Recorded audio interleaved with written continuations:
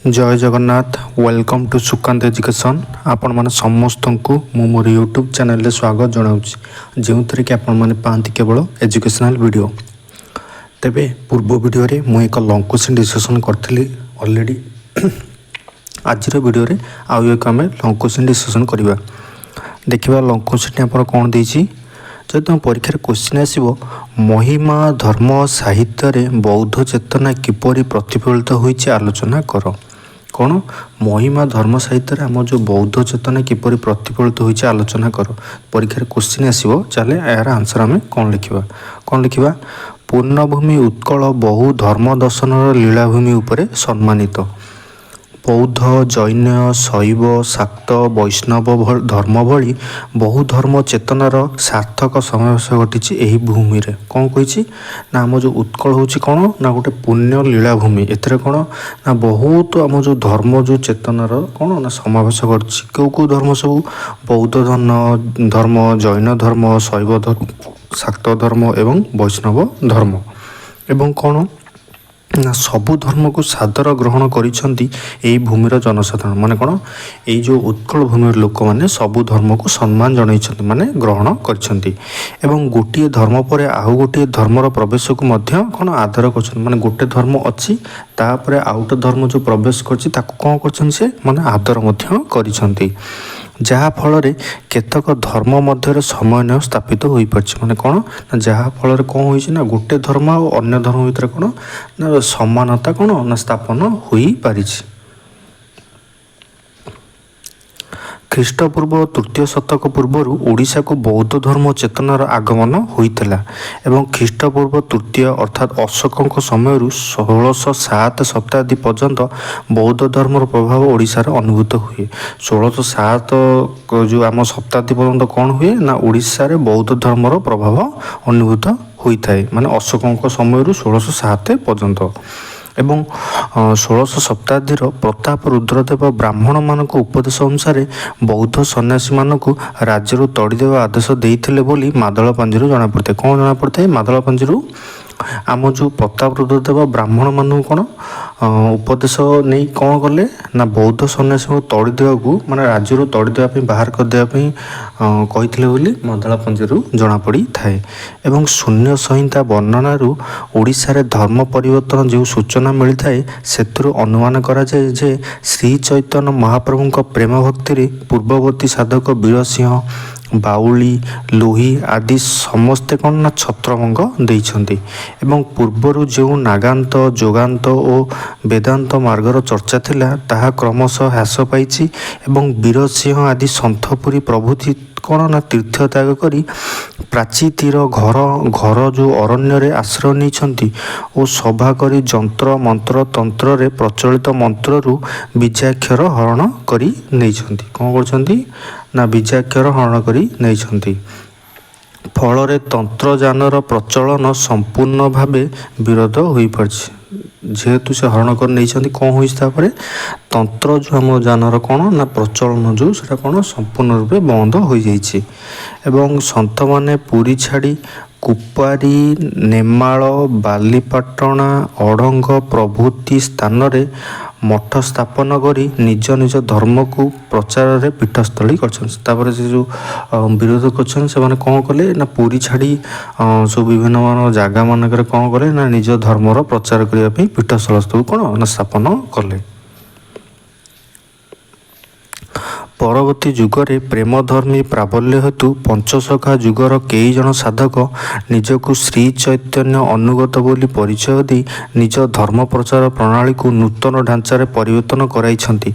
एणु 1600 1700 एवं 1800 शताब्दीर बहु निराकर निर्गुण पंथा साधक निज निज रचना प्रेम भक्ति रासलीला राधा विशाखा आदर बहुल व्यवहार करते कौन करते माने निज ढांचारे कौन धर्म प्रचार कले एवं 1600 एवं 17 एवं 18 शताब्दी कौन कले से निजे जो रचना कर प्रेम भक्ति जो रासलीला एवं राधा से सब कौन ना से सब कौन ना बहुल व्यवहार कले। ତାପରେ କ'ଣ ହେଲା, ସେମାନଙ୍କ ଧର୍ମ ମତରେ ରାଧାକୃଷ୍ଣ ଜୀବ ପରମ ଇତ୍ୟାଦି। ସେମାନଙ୍କ ମତରେ କ'ଣ ନା ରାଧାକୃଷ୍ଣ ଜୀବ ହେଉଛନ୍ତି ପରମ ବୋଲି ତାଙ୍କ ମତ ଥିଲା। ଏବଂ ଏହିଭଳି ବୌଦ୍ଧ ଧର୍ମ ବୈଷ୍ଣବ ଧର୍ମ ମଧ୍ୟରେ କିଛି ଦିନ ବଞ୍ଚି ରହି ଶେଷରେ ମହିମା ଧର୍ମ ମଧ୍ୟରେ ଆତ୍ମପ୍ରକାଶ କରିଛନ୍ତି। ସେ ତାପରେ କ'ଣ କଲେ ନା ବୈଷ୍ଣବ ଧର୍ମ ଏବଂ ବୌଦ୍ଧ ଧର୍ମ ଭିତରେ ବଞ୍ଚି ରହି ତାପରେ କେଉଁଠି ମାନେ ଆତ୍ମପ୍ରକାଶ ସେମାନେ କଲେ, ମହିମା ଧର୍ମରେ ଆତ୍ମପ୍ରକାଶ କଲେ। ଏବଂ ଏହାର ସ୍ପଷ୍ଟ ଚିତ୍ର ମହିମା ଧର୍ମ ସାହିତ୍ୟରେ ମିଳିଥାଏ। ଏହାର ସ୍ପଷ୍ଟ ଚିତ୍ର ଆମେ କେଉଁଠି ପାଇବା, ଯେଉଁ ମହିମା ଧର୍ମ ଯେଉଁ ସାହିତ୍ୟରେ ଆମେ ପାଇପାରିବା। ଏବଂ ପ୍ରାଚ୍ୟ ବିଧାନ ନଗେନ୍ଦ୍ର ଏବଂ ଡକ୍ଟର ଆର୍ତ୍ତବଲ୍ଲଭ ମହାନ୍ତି ମହିମା ଧର୍ମକୁ ବୌଦ୍ଧ ଧର୍ମର ପରବର୍ତ୍ତୀ ପରିଣତି ବୋଲି ସ୍ୱୀକାର କରିଛନ୍ତି। ଆର୍ତ୍ତବଲ୍ଲଭ ମହାନ୍ତି କ'ଣ କରିଛନ୍ତି, ଯେଉଁ ବୌଦ୍ଧ ଧର୍ମକୁ ପରବର୍ତ୍ତୀ ପରିଣତ ବୋଲି କ'ଣ କରିଛନ୍ତି ନା ସ୍ୱୀକାର କରିଛନ୍ତି। ଏବଂ ପରବର୍ତ୍ତୀ ବୌଦ୍ଧ ସାଧନାରେ ଧର୍ମ ପୂଜା ବିଶେଷ ଭାବରେ ଆତ୍ମପ୍ରକାଶ କରିଛି। ଏ ଯେଉଁ ଆମ ପରବର୍ତ୍ତୀ ବୌଦ୍ଧରେ କ'ଣ ହୋଇଛି, ଧର୍ମ ପୂଜା ହେଉଛି ବିଶେଷ ବୋଲି କ'ଣ ନା ଆତ୍ମପ୍ରକାଶ କରିଛି। ଏବଂ ମହିମା ଧର୍ମରେ ମଧ୍ୟ ଉପାସନା, ଧର୍ମଦାଣ୍ଡରେ ଭିକ୍ଷା କରିବା ପ୍ରଭୃତି ଏକ ମଧ୍ୟ ପ୍ରଚଳିତ ଅଛି। ମହିମା ଧର୍ମରେ କ'ଣ ଅଛି, ଯେଉଁ ଦାଣ୍ଡରେ ଭିକ୍ଷା ମାଗନ୍ତି ସେଭଳି ତାଙ୍କର କ'ଣ ନା ପ୍ରଭୃତି ରହିଛି। ବୌଦ୍ଧ ସାହିତ୍ୟ ସମାଜରେ ବ୍ରାହ୍ମଣମାନଙ୍କ ସମ୍ମାନ ଆଦୌ ନାହିଁ କହିଲେ ଚଳେ। ବୌଦ୍ଧ ସାହିତ୍ୟରେ କ'ଣ ନା ବ୍ରାହ୍ମଣମାନଙ୍କ ସମ୍ମାନ ଆଦୌ ନାହିଁ। ଏହି ଦୋହାକୋଷରେ ଅଛି, ବ୍ରାହ୍ମଣମାନେ ଭେଦ ଜାଣନ୍ତି ନାହିଁ, ଏ ଚାରି ବେଦ ପଢ଼ନ୍ତି, ବଟୁ ପାଣି କୁଶ ନେଇ ପଢ଼ନ୍ତି, ଘରେ ବସି ନିଆଁ ଜାଳି ହୋମ କରନ୍ତି, ଏ ହୋମରେ କାର୍ଯ୍ୟସିଦ୍ଧି ହୁଏ ନାହିଁ। ତାଙ୍କର ଧର୍ମରେ କ'ଣ ଅଛି ନା ବ୍ରାହ୍ମଣମାନେ ହୋମ କରନ୍ତି, ସେ ହୋମ କଲେ କୌଣସି କାର୍ଯ୍ୟ ସିଦ୍ଧି ହୁଏ ନାହିଁ। କଡ଼ା ଧୂଆଁରେ ଆଖି କେବଳ ଜଳେ, ଏକ ଦଣ୍ଡୀ ସନ୍ନ୍ୟାସ ହଂସ ବୋଲି ପରିଚୟ ଦିଅନ୍ତି, କେବଳ ଭଗବାନଙ୍କ ବେଶରେ ଜ୍ଞାନୀ ହୋଇ ଏମାନେ ସମ୍ୟକ ଧର୍ମ ଜାଣନ୍ତି ନାହିଁ। ସେ ଧର୍ମରେ କ'ଣ ଅଛି ନା ବ୍ରାହ୍ମଣ କେବଳ ଜ୍ଞାନୀ ହୋଇ ରୁହନ୍ତି, ସେମାନଙ୍କୁ କିଛି ଧର୍ମ ଜଣା ନାହିଁ ବୋଲି ଏହି ଧର୍ମରେ ଅଛି। ଏବଂ ମହିମା ଧର୍ମ ସାହିତ୍ୟ ସମାଜରେ ସେହିପରି ବ୍ରାହ୍ମଣମାନେ ମଧ୍ୟ ଘୃଣିତ। ମହିମା ଧର୍ମରେ କ'ଣ ନା ବ୍ରାହ୍ମଣମାନଙ୍କୁ ଘୃଣା କରାଯାଏ ଏବଂ ସେମାନେ ବ୍ରାହ୍ମଣକୁ ଘରୁ ଖାଆନ୍ତି ନାହିଁ। ସେମାନଙ୍କ କ'ଣ ନା ମହିମା ଧର୍ମ ଯେଉଁମାନେ ନେଇଥାନ୍ତି ସେମାନେ ବ୍ରାହ୍ମଣ ଘରୁ କେବେ ଭକ୍ଷଣ କରନ୍ତି ନାହିଁ, ମାନେ ଖାଆନ୍ତି ନାହିଁ।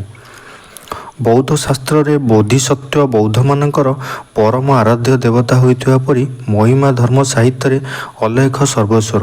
ଶ୍ରୀ ଜଗନ୍ନାଥ ହେଉଛନ୍ତି ମହିମା ଅଲେଖ ଗୋସାଇ ବା ବୁଦ୍ଧ ସ୍ୱାମୀଙ୍କର ଶିଷ୍ୟ। ବୁଦ୍ଧଦେବ ସର୍ବଗୁରୁ ଏବଂ ସର୍ବଦେବମୟ ବୋଲି ତାଙ୍କର ବିଶ୍ୱାସ ରହିଛି। ସେ କ'ଣ କହିଛନ୍ତି, ବୁଦ୍ଧ ସ୍ୱାମୀ କହୁଛନ୍ତି ଶୁଣ ଜଗନ୍ନାଥ, ଅଲେଖ ଆଜ୍ଞାରେ ଆସି ହୋଇ ଉପଗତ। ବୌଦ୍ଧ ଧର୍ମାବଲମ୍ବୀଙ୍କ ପରି ମହିମା ସାଧୁମାନେ ଅନ୍ୟ କୌଣସି ଦେବାଦେବଙ୍କୁ ସମ୍ମାନ ଦିଅନ୍ତି ନାହିଁ। ସେମାନେ କ'ଣ ନା ଯେଉଁ ଆମର ବୌଦ୍ଧ ଧର୍ମାବଲମ୍ବୀ ମାନେ ଯେଉଁମାନେ ସାଧୁମାନେ କ'ଣ ନା ସେ ଅନ୍ୟ କୌଣସି ଦେବାଦେବଙ୍କୁ କ'ଣ ନା ସେ ସମ୍ମାନ ଦିଅନ୍ତି ନାହିଁ, ସେ କେବଳ ବୌଦ୍ଧ ଧର୍ମକୁ ମାନନ୍ତି। ଏବଂ ଧର୍ମ ଦେବତା ହିଁ ଏମାନଙ୍କର କ'ଣ ନା ପରମ ଆରାଧ୍ୟ।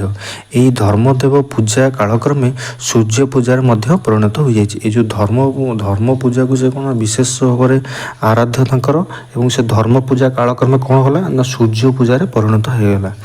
ଏବଂ ମହିମା ଧର୍ମ ସାହିତ୍ୟରେ ବୌଦ୍ଧ ଧର୍ମର ପରବର୍ତ୍ତୀ ଲକ୍ଷଣମାନ ଦେଖାଯାଏ। ଏ ଯେଉଁ ଆମର ମହିମା ଧର୍ମ ସାହିତ୍ୟରେ କ'ଣ ବୌଦ୍ଧ ଧର୍ମ ଯେଉଁ ପରବର୍ତ୍ତୀ ରୂପ ଯେଉଁ ଲକ୍ଷଣମାନ ଦେଖାଗଲା ସେସବୁ ଦେଖାଯାଇଥାଏ। କ'ଣ ଦେଖାଯାଇଥାଏ, ଯେପରି ବେନି ଘଡ଼ି ରାତ୍ର ଥାଉଁ ସ୍ନାନ କରୁଥିବେ, ଭଦେ ଅସ୍ତୁ ରବିରଙ୍ଗ ଦର୍ଶନ କରିବେ, ଅସ୍ତବେଳେ ସେହିପରି ଦଣ୍ଡେ ମାତ୍ରେ ଯାଇ ନମସ୍କାର କରୁଥିବେ ଅସ୍ତଗିରି ଧାଇ, ଅଗ୍ନ ଦେବତାରୁ କିଛି ଅଳ୍ପ ମାନ ଥିବେ, ଅନ୍ୟ ଦେବାଦେବୀ କେହି କିଛି ନ ମାନିବେ। ମହାଜନ ବୌଦ୍ଧ ମତରେ ନାଗାର୍ଜୁନକୁ ଶୂନ୍ୟବାଦ୍ୟ, କାଳକ୍ରମେ ଶୂନ୍ୟବୋଧକ ଅଲେଖ, ନିର୍ଗୁଣ ନିରାକାର, ଅଣାକାର ଅଣାକୃତ, ଅଣଅକ୍ଷର ନିରଞ୍ଜନ ପ୍ରଭୃତି ଶବ୍ଦରେ କ'ଣ ନା ଅଭିହିତ କରାଯାଇଛି। ଏବଂ ଶାରଳା ମହାଭାରତରେ ମଧ୍ୟ ଏହିସବୁ ଶବ୍ଦର ବହୁଳ ପ୍ରୟୋଗ ଦେଖାଯାଏ। କ'ଣ ନା ଶାରଳା ମହାଭାରତରେ ଏହିସବୁ କ'ଣ ନା ଏହି ଶବ୍ଦର ବହୁତ ପ୍ରୟୋଗ ଦେଖାଯାଏ। ସେହିପରି ଆମର ସହଜିଆ ଶୂନ୍ୟ ସମ୍ପ୍ରଦାୟର ଶୂନ୍ୟବାଦଟି ମହିମା ଧର୍ମ ସାହିତ୍ୟରେ ସର୍ବତ୍ର ଦେଖାଯାଏ। ଆମ ଯେଉଁ ସହଜିଆ ଶୂନ୍ୟ ସମ୍ପ୍ରଦାୟ ଶୂନ୍ୟବାଦଟିର ଯେଉଁ ମହିମା ଧର୍ମ ସାହିତ୍ୟରେ କ'ଣ ନା ସବୁଆଡ଼େ ଦେଖାଯାଏ। ଏବଂ ଶୂନ୍ୟ ଅଲେଖ ନିରଞ୍ଜନ ଏହି ଧର୍ମର ಧ್ಯେୟ ଦେବତା। ଯେଉଁ ଆମର ଅଲେଖ ନିରଞ୍ଜନ ହେଉଛନ୍ତି କ'ଣ ନା ଏହି ଧର୍ମର ମହାନ ଦେବତା। ଏବଂ ଏହି ଶୂନ୍ୟବାଦ ଦ୍ୱାରା ମହିମା ଧର୍ମ ସାହିତ୍ୟରେ ସର୍ବତ୍ର ମୁଖରିତ ହୋଇଛି। କିପରି ମୁଖରିତ ହୋଇଛି, ଶୂନ୍ୟ ଦେହେ ରୁଣ୍ଡ ଛନ୍ତି ହୋଇ ରୂପରେଖ ନାହିଁ, ଶୂନ୍ୟ ଶୂନ୍ୟ ମହାଶୂନ୍ୟ ଅଲେଖ ପୁରୁଷ, ମହାଶୂନ୍ୟ ଯେ ନିର୍ଗୁଣ ଶରୀର। ଏହିପରି ଭାବରେ ବିଚାର କଲେ ମହିମା ଧର୍ମ ଏବଂ ସାହିତ୍ୟ ବୌଦ୍ଧ ଧର୍ମ ଦ୍ୱାରା ବିଶେଷ ଭାବରେ ପ୍ରଭାବିତ। ମାନେ କ'ଣ, ଏଇ ଯେଉଁ ମହିମା ଧର୍ମ ବୌଦ୍ଧ ଧର୍ମ ଦ୍ୱାରା କ'ଣ ହୋଇଥିଲା ନା ବିଶେଷ ଭାବରେ ପ୍ରଭାବିତ ହେଲା, ଯଦି ଆମେ ଏଇଭଳି ବିଚାର କରିବା। ଏବଂ ବୌଦ୍ଧ ଚର୍ଚ୍ଚା ସାହିତ୍ୟରେ ବହୁ ଆଙ୍ଗିକ ପ୍ରଚଳନ ମଧ୍ୟ ଓଡ଼ିଆ ସାହିତ୍ୟରେ ବହୁ ଭାଗରେ ଦେଖାଯାଇଛି। ଏବଂ ରହସ୍ୟବାଦ ଚର୍ଚ୍ଚା ସାହିତ୍ୟ କ୍ରମଶଃ ଓଡ଼ିଆ ଧର୍ମ ସାହିତ୍ୟରେ ପ୍ରଭାବ ବିସ୍ତାର କରି ଏହି ସାହିତ୍ୟକୁ ଗୌରବାନ୍ୱିତ କରିଛି। କ'ଣ କରିଛି ନା ଏଇ ଯେଉଁ ଚର୍ଚ୍ଚା ସାହିତ୍ୟ କ୍ରମଶଃ କ'ଣ ନା ଓଡ଼ିଆ ଧର୍ମ ସାହିତ୍ୟରେ ନିଜର ପ୍ରଭାବ ବିସ୍ତାର କରି କ'ଣ କରିଛି ନା ଆମର ଯେଉଁ ଓଡ଼ିଆ ସାହିତ୍ୟକୁ ଆହୁରି ଗୌରବାନ୍ୱିତ କରିଛି। କିପରି କରିଛି? କାକତ ମୋର ଘର ନାହିଁ ପଡ଼ି ବେଶୀ, ହାଣ୍ଡି ତ ଭାତ ନାହିଁ ନିତ୍ୟା ବେଶୀ, ବେଗ ସଂସାର ବେଡ଼ ହିଲେ ଯାଅ, ଦୁହିଁଲା ଦୁଧୁକି ବେଣୁ ସମାଦ। ସର୍ପ ମଣ୍ଡୁକ ମୂଷିକ ମୀନ ଦେଢ଼ଶୁର ଭାଇ ବୋଉ ପ୍ରଭୃତି କେନ୍ଦ୍ର କରି ଓଡ଼ିଆ ଗୀତ ସାହିତ୍ୟକୁ ବହୁ ରହସ୍ୟବାଦୀ କବିତା ପରବର୍ତ୍ତୀ କାଳରେ ରଚିତ ହୋଇଛି। ମାନେ କ'ଣ ନା ସର୍ପ ମଣ୍ଡୁକ ମୂଷିକ ଏଇଭଳି ସବୁ ମାନେ କ'ଣ ନା ପ୍ରଭୃତିକୁ ନେଇ କ'ଣ କରିଛି ନା ଓଡ଼ିଆ ଗୀତ ସାହିତ୍ୟରେ କ'ଣ ନା ବହୁ ଆମର ଯେଉଁ ରହସ୍ୟାତ୍ମକ ଯେଉଁ ସିକ୍ରେଟ୍ ସେଇ ସବୁ କବିତା କ'ଣ ନା ବହୁତ ତାପରେ ସବୁ ରଚନା କରା ହେଲା।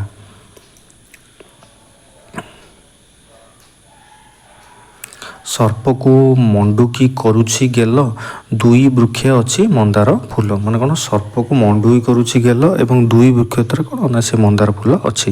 ଏବଂ ଡକ୍ଟର ଆର୍ତ୍ତବଲ୍ଲଭ ମହାନ୍ତି ମହିମା ଧର୍ମର ଶୂନ୍ୟବାଦ ବା ଭୀମ ଭୋଇଙ୍କ ଶୂନ୍ୟବାଦ ବୌଦ୍ଧ ଧର୍ମଠାରୁ ସମ୍ପୂର୍ଣ୍ଣ ରୂପେ ପୃଥକ ବୋଲି କହିଛନ୍ତି। ସେ କ'ଣ କହିଛନ୍ତି ନା ଆର୍ତ୍ତବଲ୍ଲଭ ମହାନ୍ତି କ'ଣ କହିଛନ୍ତି ମହିମା ଧର୍ମ ଯେଉଁ ଶୂନ୍ୟବାଦ ବୌଦ୍ଧ ଧର୍ମର ଶୂନ୍ୟବାଦ ଠାରୁ କ'ଣ ନା ସମ୍ପୂର୍ଣ୍ଣ ଭିନ୍ନ ବୋଲି ସେ କହିଛନ୍ତି। ଏବଂ ବୌଦ୍ଧ ଧର୍ମରେ ଶୂନ୍ୟବାଦର ପ୍ରାଧାନ୍ୟ ଅଧିକ। ସେ କ'ଣ କହିଛନ୍ତି ନା ଆମର ଯେଉଁ ବୌଦ୍ଧ ଧର୍ମରେ କ'ଣ ନା ଶୂନ୍ୟବାଦର କ'ଣ ନା ପ୍ରଧାନ ଅଧିକ କାହାଠାରୁ ଆମର ଯେଉଁ ମହିମା ଧର୍ମ ଯେଉଁ ଶୂନ୍ୟବାଦ ରହିଛି ସେଥିରେ କ'ଣ ନା ବୌଦ୍ଧ ଧର୍ମର ଶୂନ୍ୟବାଦ ଅଧିକ। ଏବଂ ମହିମା ଧର୍ମୀମାନେ ଯୋଗତନ୍ତ୍ର ପରିବର୍ତ୍ତେ ସୂର୍ଯ୍ୟ ନମସ୍କାର ଏବଂ ସ୍ୱର ସାଧନା ଆଦି କରିଥାନ୍ତି। ଏବଂ ଏହିସବୁ ସ୍ୱୀକାର କରିବାକୁ ଯେ ବୌଦ୍ଧ ଧର୍ମର ପ୍ରଚ୍ଛନ୍ନ ପ୍ରଭାବ ପରବର୍ତ୍ତୀ ମହିମା ଧର୍ମ ଏହି ସାହିତ୍ୟରେ କ'ଣ ନା ରହିଛି। ତେବେ ଆଜିର କ୍ୱେଶ୍ଚନ୍ 8 ସମାପ୍ତ ହୋଇଯାଇଛି। ମୁଁ ଆଶା କରୁଛି ଆପଣମାନଙ୍କୁ ଏ ଭିଡ଼ିଓଟି ଭଲ ଲାଗିଥିବ। ଯଦି ଆପଣମାନଙ୍କୁ ଭିଡ଼ିଓଟି ଭଲ ଲାଗିଛି ତେବେ ଭିଡ଼ିଓକୁ ନିଶ୍ଚୟ ଲାଇକ୍ କରନ୍ତୁ, ନିଜର ସାଙ୍ଗମାନଙ୍କ ସହିତ ସେୟାର କରିବା ସହିତ ଏହି ଚ୍ୟାନେଲକୁ ସବସ୍କ୍ରାଇବ୍ କରନ୍ତୁ ଏବଂ ପାଖରେ ଥିବା ବେଲ୍ ଆଇକନ୍କୁ ପ୍ରେସ୍ କରି ସେଥିରେ ଅଲ୍ ନୋଟିଫିକେସନ୍ ଅନ୍ କରନ୍ତୁ, ଯେପରି ମୁଁ ଯେଉଁ ନୂଆ ନୂଆ ଭିଡ଼ିଓ ଅପଲୋଡ଼ କରିବି ତାର ନୋଟିଫିକେସନ୍ ସର୍ବପ୍ରଥମେ ଆପଣମାନେ ପାଇଯିବେ। ତେବେ ମୁଁ ରହୁଛି ଆପଣମାନଙ୍କ ସହିତ ପୁଣି ଦେଖା ହେବା ଆଉ ଏକ ନୂଆ ଭିଡ଼ିଓରେ। ସେ ପର୍ଯ୍ୟନ୍ତ ମୋତେ ବିଦାୟ ଦିଅନ୍ତୁ। ଧନ୍ୟବାଦ।